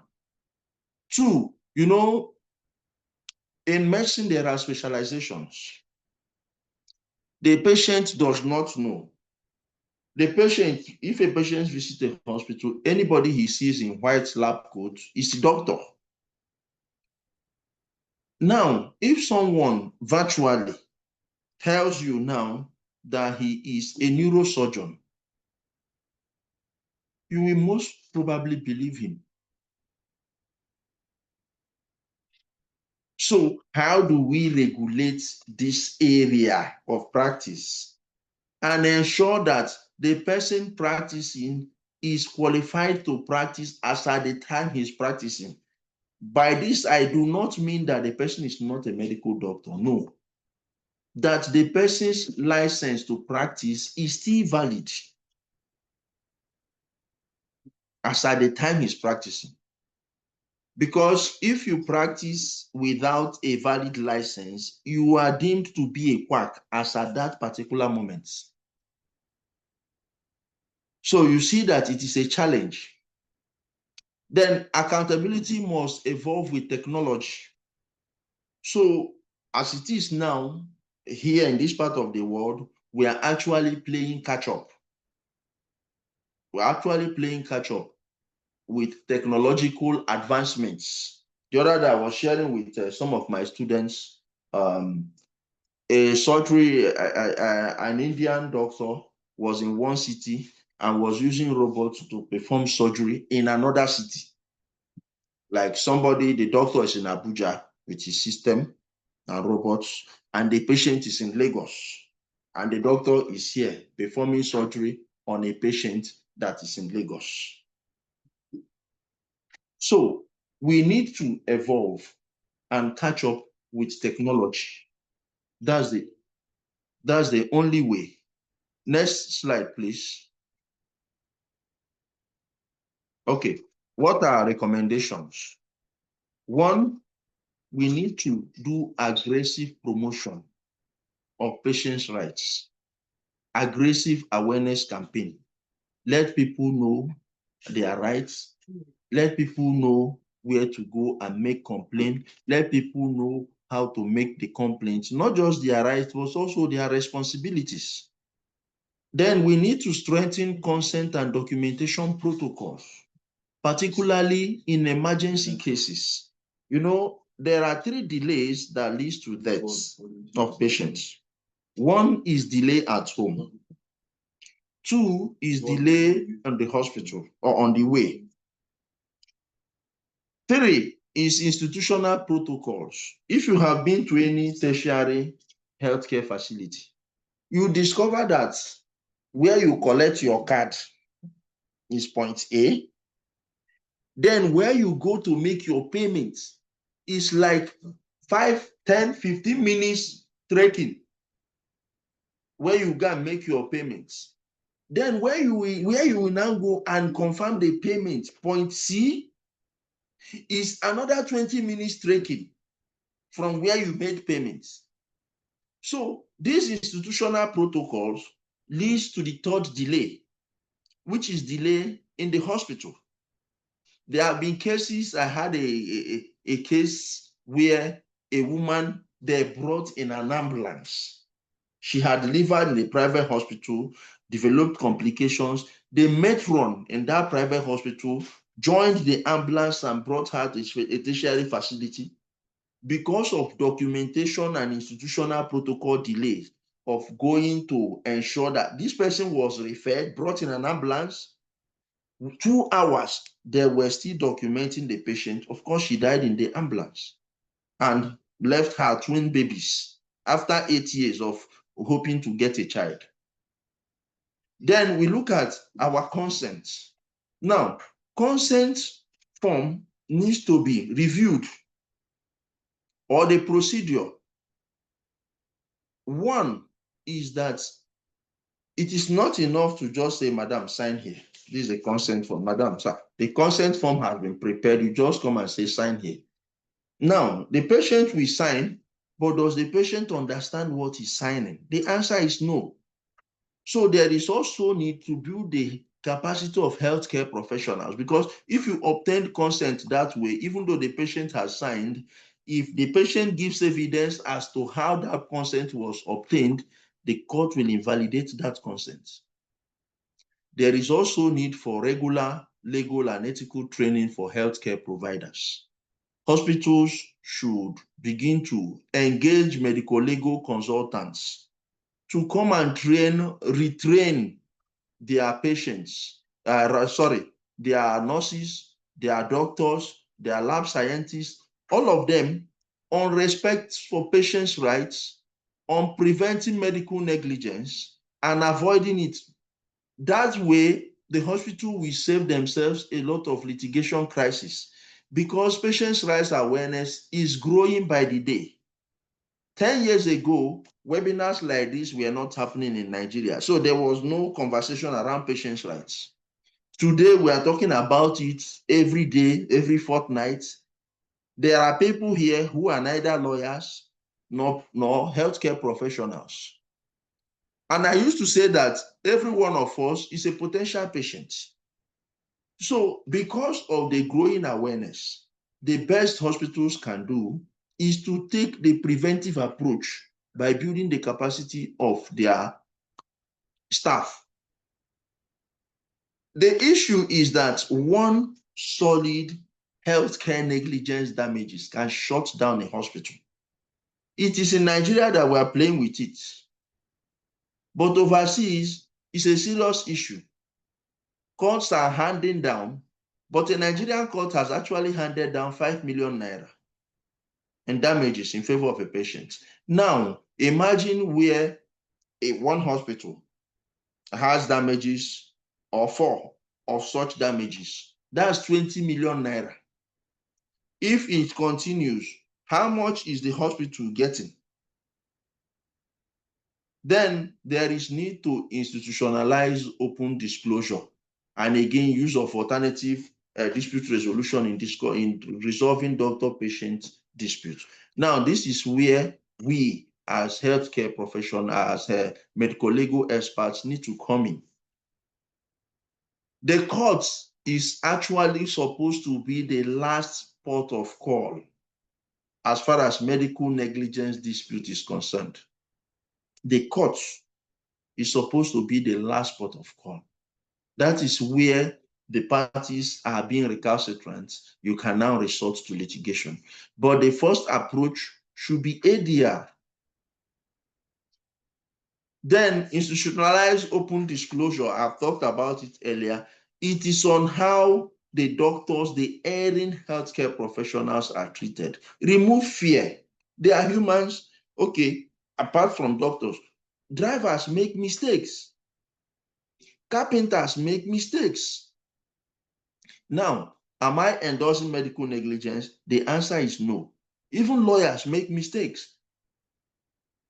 But what I'm saying is that our approach in correcting that mistake should change. Over time, it has been punitive, destructive, in quotes. Yes, the erring healthcare professional needs to pay and bring back the balance in the equilibrium. However, there is need for the healthcare professional to have faith in the system, to know that these people, this panel, they are not out to destroy me. This panel, they are out to strengthen our system. It is perspective now. So the healthcare professional that is undergoing a punishment will receive the punishment in good faith, knowing that it's opportunity for growth. I think I have overemphasized this. So strengthen regulatory enforcement and compliance system, complaint system. We can begin to disseminate, even hospitals. The National Health Act requires them to paste, yes, to paste the patient's bill of rights. They are supposed to paste it within their environment. The Code of Medical Ethics requires them to let the patients know their rights. Let the patients know where they are to complain. Let the patients know how they are supposed to complain. So there is need for that. I have talked about a review of our professional redress mechanism, moving it from retributive to restorative justice. Then finally, there is need for legislative intervention, because where we do all this, I'm talking now, if all the changes that requires to be made, our legislation come up 10 years behind, before we finish sensitizing people about the legislation, the world have moved forward. So there is need for legislative proactivism, that our legislators should see what is happening and borrow a leaf and replicate same here, putting into consideration our cultural peculiarities. Because I'm not saying copy and paste. I'm saying you come, you bring in here, then you look at how to adapt it into our environment. Then in conclusion, we're saying that accountability and justice in healthcare delivery will bring healing and closure to victims. It will engender prevention of harm and promote respect for patients' rights and dignity. It will also encourage transparency among healthcare professionals and turn mistakes to learning opportunities. This can only be achieved through sincere collaboration among healthcare professionals. I chose the word sincere deliberately because there is also interdisciplinary rivalry within the healthcare spectrum. If you even come between lab technicians and lab scientists, there is a struggle as to who is Oga. If you come to doctors and nurses, there is the quarrel. Then you now come and bring in lawyers who, on the face value, is seen as threats. So it shouldn't be. There should actually be a collaboration between healthcare professionals and medical law experts and the regulatory bodies and the legislators to solve this common problem, because everybody is a potential victim. So I'm saying this can only be achieved through sincere collaboration among healthcare professionals, healthcare institutions, patients, regulatory agencies, and other stakeholders. Collaboration is the heart of medical justice. So if we want to achieve medical justice, there has to be collaboration. A situation whereby a patient makes a complaint against the hospital and requires or requests his or her medical record, and all of a sudden that medical record is doctored, all the mistakes that were captured earlier are removed, and a different document is handed to the patient, that is not collaboration. Until we get to a place where healthcare professionals are not afraid of admitting their error, are not afraid of disclosing their mistakes, knowing that it is not the end of their career, we will be far from achieving justice in healthcare delivery. Thank you very much.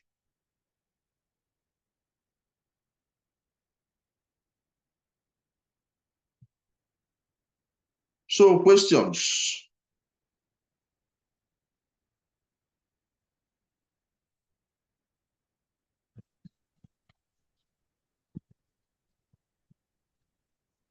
Questions, please. Okay, my brother's hand is up. Dede, good evening, sir. Thank you. Good evening. Moderator, there's a hand up for question.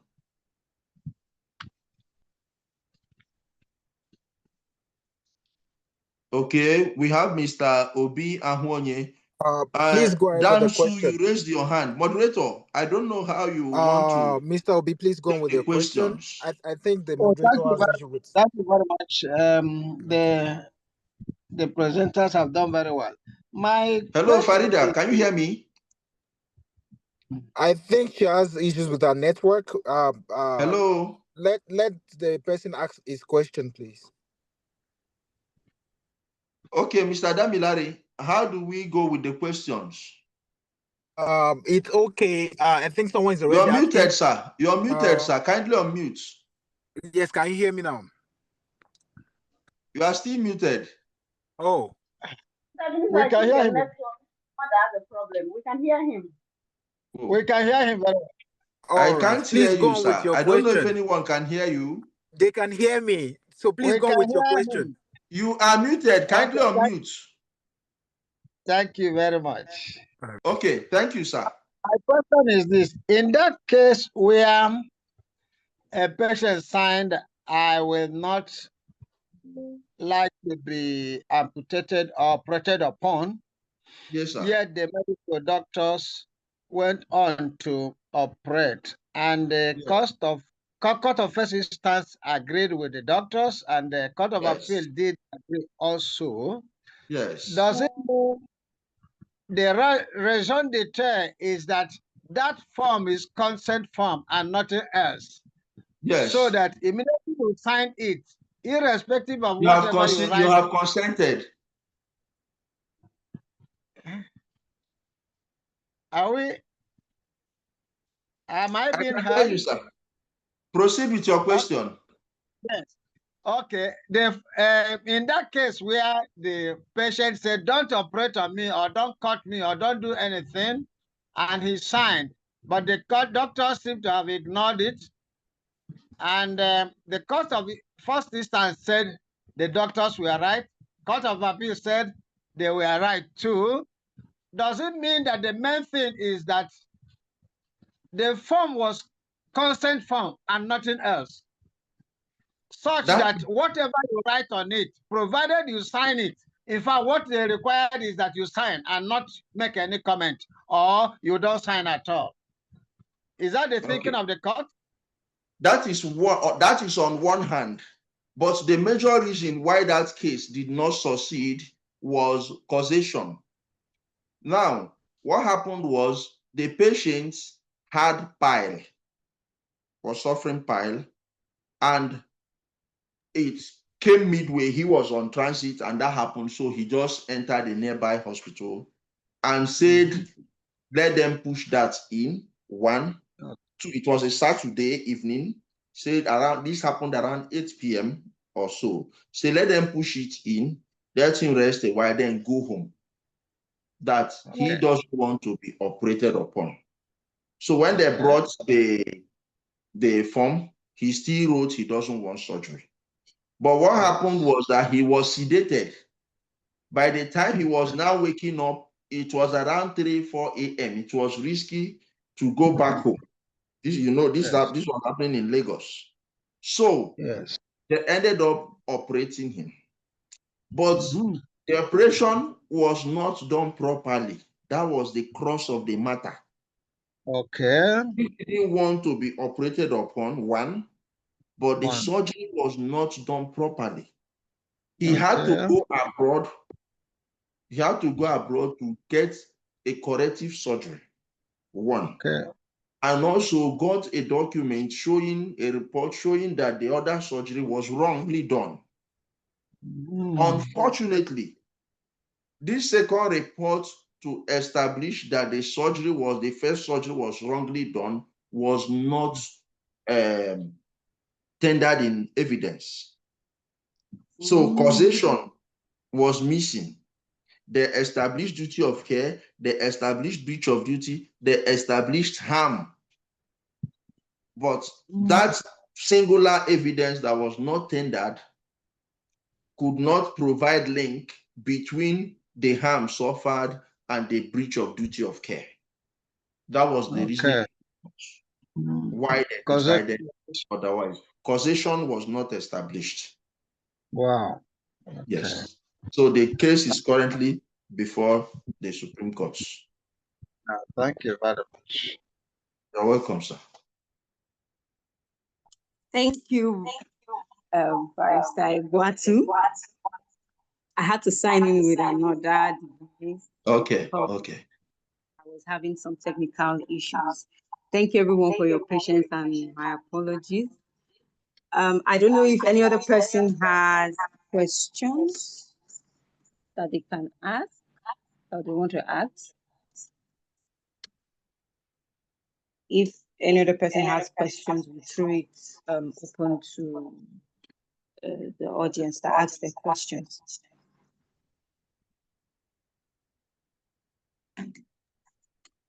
Good afternoon, everyone. Good afternoon, Dami. Okay, my name is Damlola Victoria Alavi, and I'm a member of Mr. Ebenezer's committee. I've worked with Mr. Damilare before, so yeah, here and there. So mine is not a question. First of all, is to comment the webinar, which and interestingly, I've also worked with Barrister Gloria Balasin before. So it's to comment everyone, and secondly, to add to something Barrister Ebenezer said about the rights, the responsibilities of patients. We talk so much. There's so much. There's at least a growing emphasis on right of patients, the right to this and the right to that. And if you know one thing about Nigerians, they hear one way. So people just feel like, for instance, I know we have had a webinar on whether you are entitled to emergency medical care and all of those things. People just assume, for instance, Nigerians don't know that it's not your right to receive free treatment. So they assume why they're asking me for money, all of that. The hospital is not a charity. So I just want to say that we need to also place an equal amount of importance on the responsibilities of patients. Of patients. People need to know that with every right comes attending There's a responsibility. corresponding responsibility. At the end of the day, medical practitioners are humans. They are also Nigerians. Hospitals are businesses at the heart of it, even the ones run by governments. That's why it's not totally free, even though it is heavily subsidized. So all of these things are, when you look at the patient bill of rights, you have a column for your rights, and then there's a column for your responsibility.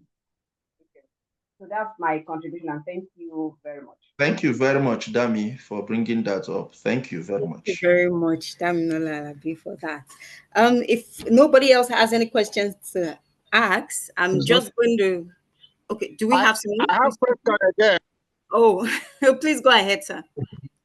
Okay. What I want to ask maybe relates to vicarious liability. Now, if an hospital does only basic health care and there is a case that requires a specialist like a cardiothoracic surgeon, and they go outside to get somebody, and they go outside and get somebody, and that cardiothoracic surgeon does his work negligently. What is the nature of liability are we going to say that consultant is an independent contractor, Yes, he or is is. an employee of the hospital? He's an independent contractor. It's joint liability. He's an independent Okay, contractor. joint. One. Two, the hospital is also liable. Now, Institutional. the hospital may want to push liability to the consultants. No, Okay. because it is the hospital that the patient engaged with, not the Yes. consultants. So Exactly. that's where the liability of the hospital comes in. But it is the independent contractor that Yes. carried out the surgery on the patients. Now you have also Yes. said that the hospital provides basic services. Yes. Now, cardiothoracic surgery is beyond basic. So it is not enough to Yes. have a theater.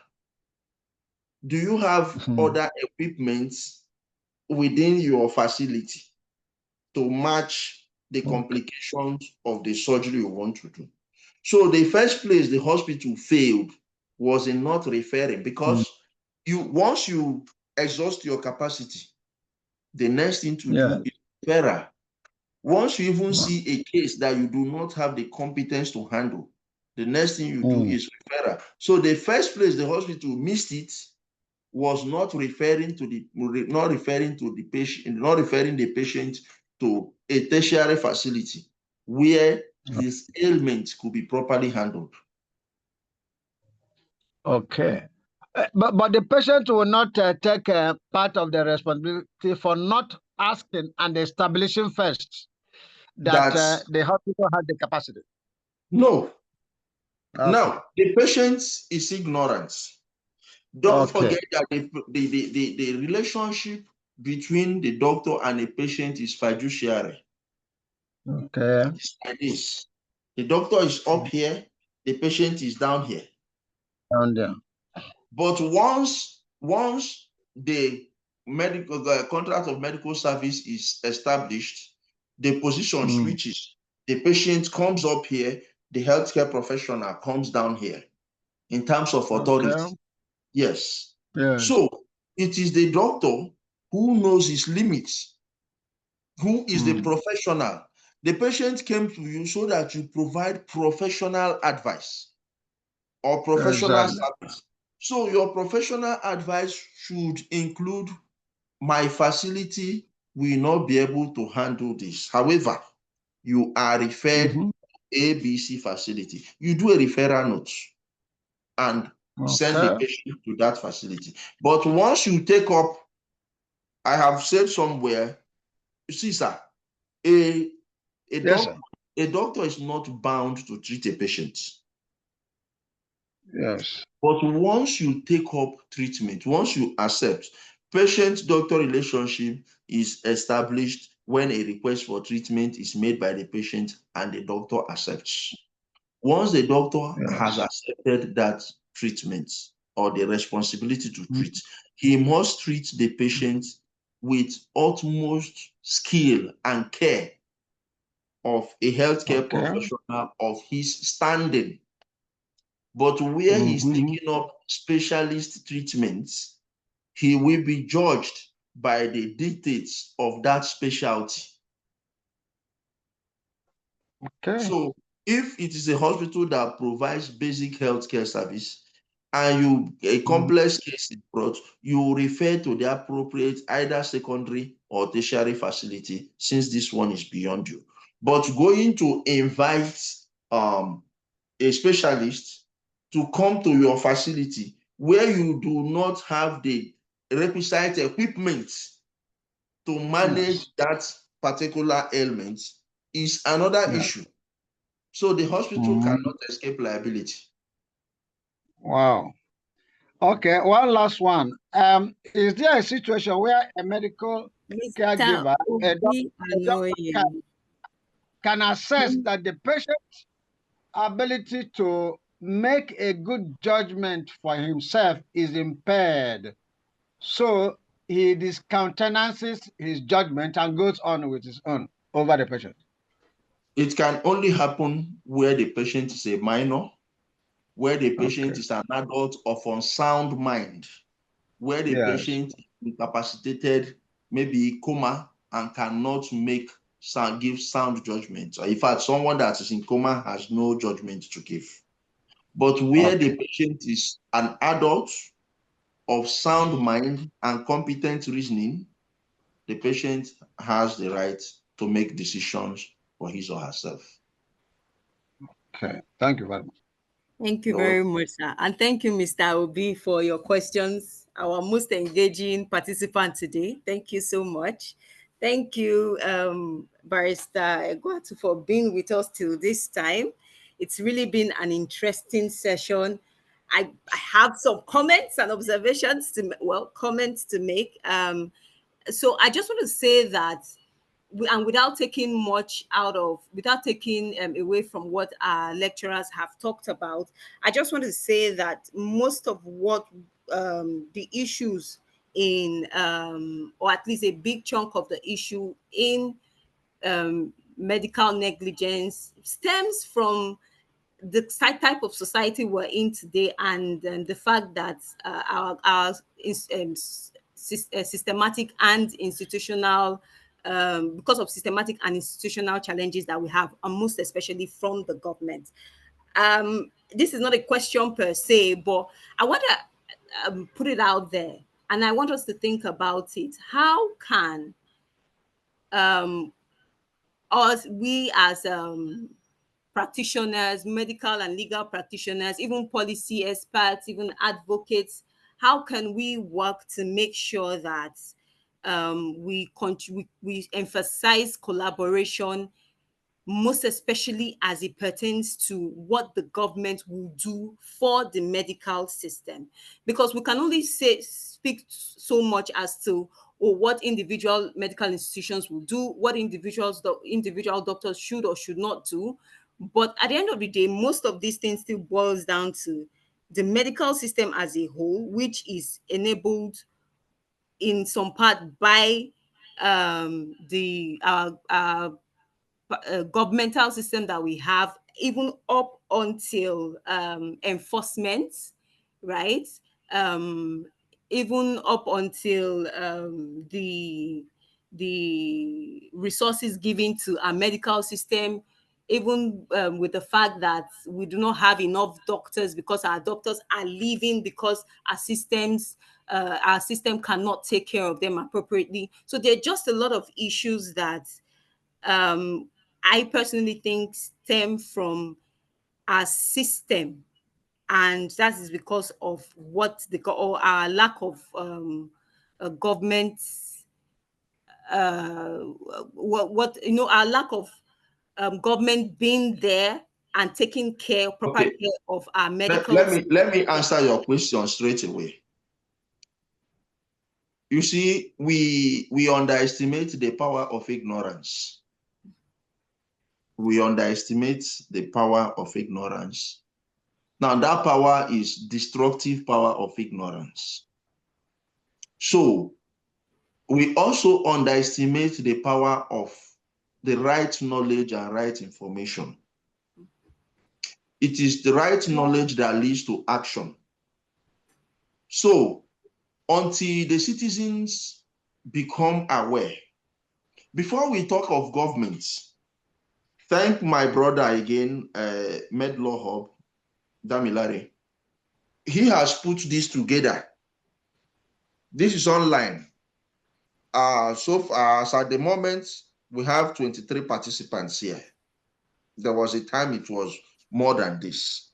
And I believe that every participant here have taken something out. Now, my organization, we are doing our bit. My committee, we are doing our bit. So the first speaker, her organization, I have their book on medical legal issues. I have their book. Now, they are also doing their bit. So if citizens begin to spring up like this and begin to talk about it, the government will have no choice but to act. So the problem is not entirely that of the government. Medical negligence is a global challenge. It happens in UK, it happens in America, it happens in every part of the world. But the difference is, how is it responded to? The I wouldn't call them first world countries. The Western countries, their citizens are enlightened and empowered.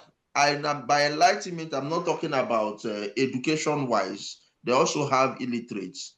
They speak English because it's their primary language. So, but they are rights-based society where everybody wants to enforce his rights. So until our society grows and develops to that level of rights-based enforceability of rights, and that is a product of knowledge.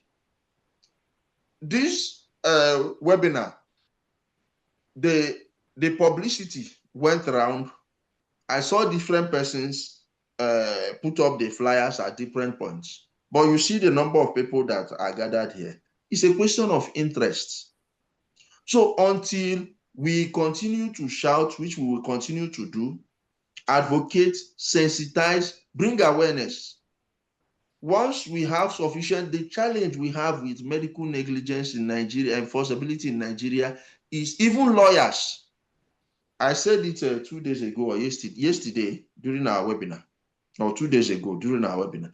My callmates, she's a lawyer, my callmate, she saw the flyer of my webinar, my committee's webinar, and we got talking about it. She said, Benza, what exactly do you do? I said, I do medical law. Say, is there anything like medical law? She's a lawyer of more than 10 years in practice. I said, yes. I started educating her.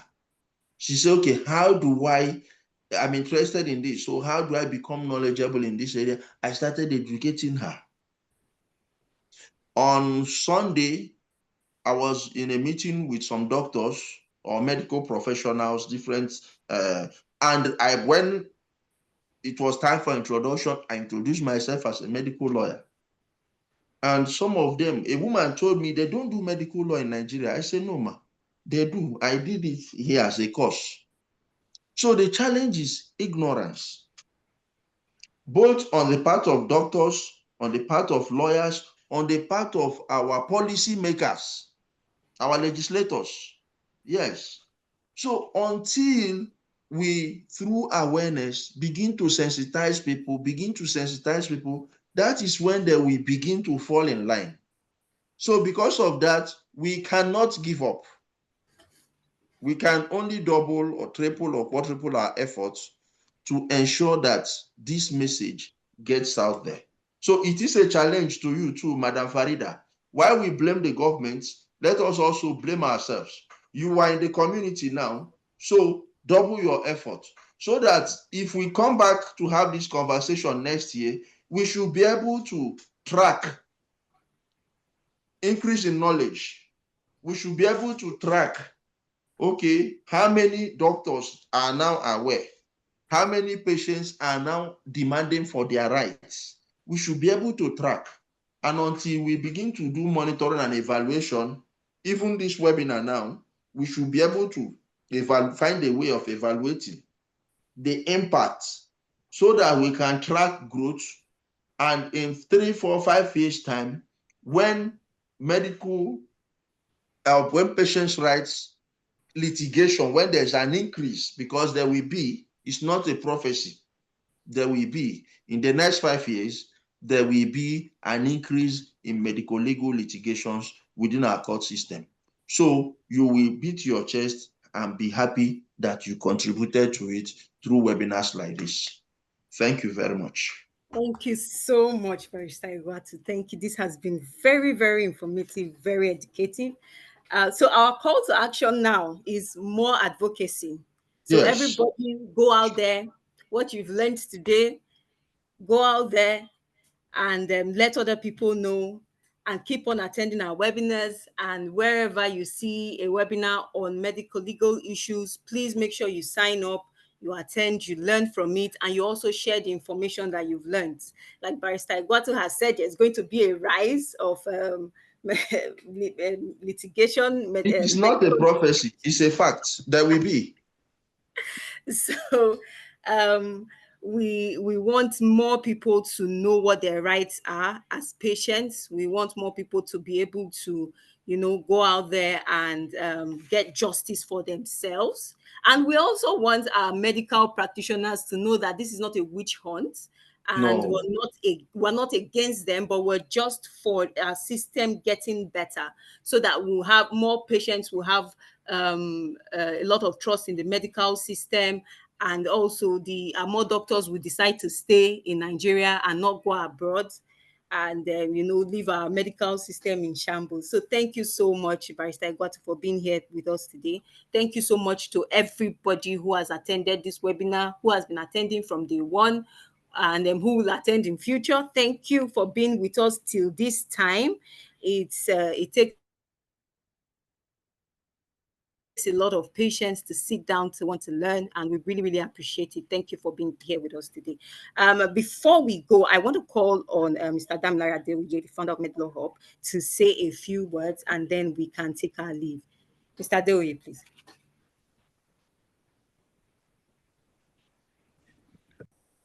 Hello, everybody. Uh, I hope I'm not muted now.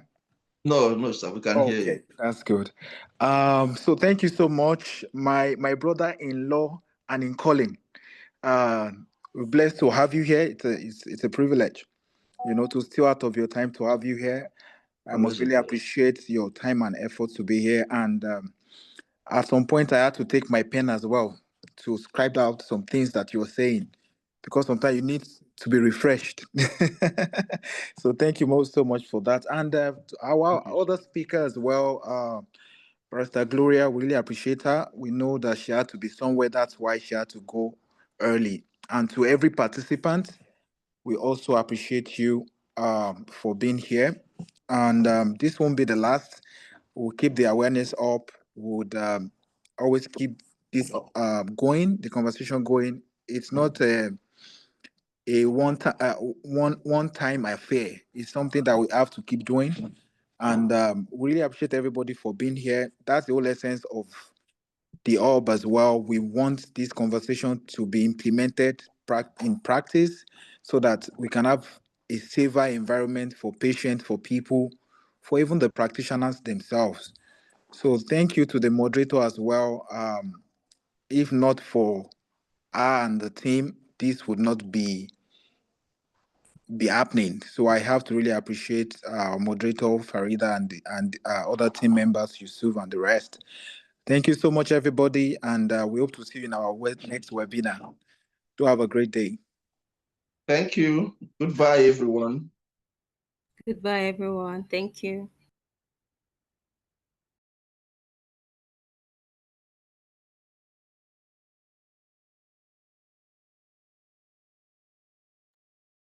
Thank you. Bye, everyone.